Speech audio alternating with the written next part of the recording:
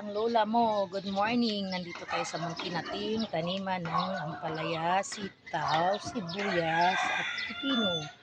May pichay na rin tayo ipinunla doon, oh, nakalambitin. Tapos yung ating sitaw ay medyo malaki na. Kaya yan, may papahinugin tayong ampalaya. Dito tayo sa ating munting taniman. May mga pichay na tayong ipinunla. Ayan, nakabiti na sila. Yan, malunggay natin lagong-lago na. Yan, sibuyas na nubo na. Yan, yung sitaw natin gumapang na hanggang sa ating gapangan. Malapit na may mga bulaklak na ang konti. Tapos, ay, ato, nakalambiti na yung bunga niya. Oh.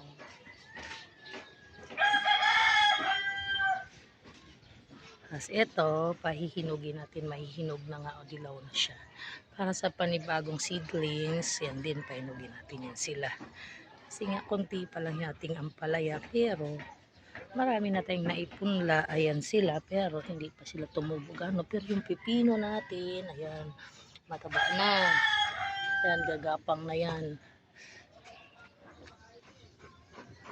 Kangkong pa, oh. Dito lang ako natutuwa masyado sa sitaw kasi parang mabilis siyang nag-improve. Tsaka sa ampalaya. Ayan.